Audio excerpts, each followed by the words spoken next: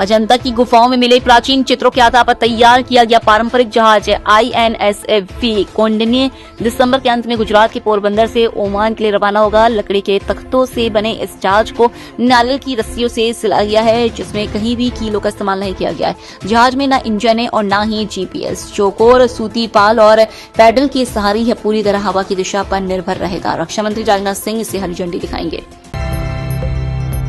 यूक्रेनी सेना की कैद में मौजूद गुजरात के छात्र साहिल मोहम्मद हुसैन का वीडियो सामने आया है, जिसमें उसने भारतीय युवाओं से रूसी सेना में शामिल न होने की अपील की है। साहिल ने आरोप लगाया कि रूस में उसे झूठे ड्रग्स केस में फंसाकर ब्लैकमेल किया गया और जबरन सेना में भर्ती कराया गया। यूक्रेनी बलों ने यह वीडियो उसकी मां को भेजा है। बेटे की सुरक्षित वापसी के लिए मां ने दिल्ली की अदालत में याचिका दायर की है, जिसकी अगली सुनवाई फरवरी में होगी। दिल्ली से मुंबई जा रही एयर इंडिया की फ्लाइट AI 887 को टेक ऑफ के करीब 40 मिनट बाद ही इमरजेंसी लैंडिंग करानी पड़ी। दाहिने इंजन का ऑयल प्रेशर 0 हो जाने के कारण विमान को दिल्ली एयरपोर्ट लौटाया गया। विमान में करीब 335 यात्री सवार थे। सभी यात्रियों को दूसरे विमान से मुंबई भेजने की व्यवस्था की गई है। विशेषज्ञों के अनुसार 2 इंजन वाले विमान एक इंजन से भी सुरक्षित लैंड कर सकते हैं। RSS प्रमुख मोहन भागवत ने कहा है कि लिव इन रिलेशनशिप में रहने वाले लोग जिम्मेदारी लेने को तैयार नहीं होते। उन्होंने कहा कि परिवार और विवाह सिर्फ शारीरिक संतुष्टि नहीं बल्कि समाज की मूल इकाई है। कोलकाता में एक कार्यक्रम के दौरान भागवत ने कहा कि बच्चों की संख्या या शादी की उम्र का कोई तय फॉर्मूला नहीं है, लेकिन शोध के अनुसार 3 बच्चे आदर्श हो सकते हैं और शादी 19 से 25 साल की उम्र के बीच हो सकती है। कार्यक्रम में गृह मंत्री अमित शाह भी मौजूद रहे। पाकिस्तान के सेना प्रमुख जनरल आसिम मुनीर ने मई में भारत के साथ हुए सैन्य संघर्ष में अल्लाह की मदद मिलने का दावा किया है। उन्होंने कहा कि इसी वजह से हालात पूरी तरह बिगड़ने से बच गए।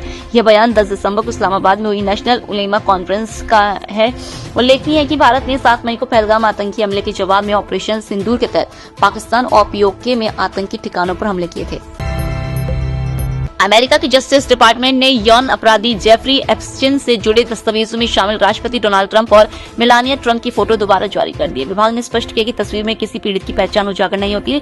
पहले एहतियात के तौर पर यह फोटो समेत 16 फाइलें हटाई गई थी, जिन्हें जांच के बाद फिर से वेबसाइट पर अपलोड कर दिया गया। नई दिल्ली में बांग्लादेश हाई कमीशन के बाहर हुए प्रदर्शन को लेकर भारत और बांग्लादेश के बीच विवाद बढ़ गया है। भारत ने कहा कि यह प्रदर्शन शांतिपूर्ण था और इसमें केवल 20-25 लोग शामिल थे, जिससे किसी तरह का सुरक्षा खतरा नहीं था। वहीं बांग्लादेश ने इस बयान को खारिज करते हुए कहा कि स्थिति कहीं अधिक गंभीर थी। अमेरिकी न्याय विभाग ने जेफरी एप्स्टीन सेक्स स्कैंडल से जुड़े करीब 3 लाख दस्तावेज जारी किए। इनमें पूर्व राष्ट्रपति bill Clinton, pop star Michael Jackson और अभिनेता क्रिस टकर की तस्वीरें शामिल हैं। हालांकि अब तक किसी भारतीय के एप्स्टीन आइलैंड जाने के सबूत सामने नहीं आए। अमेरिकी मीडिया रिपोर्ट्स के मुताबिक मोबाइल डेटा ट्रैकिंग के जरिए 200 लोगों की आवाजाही की पहचान की गई थी।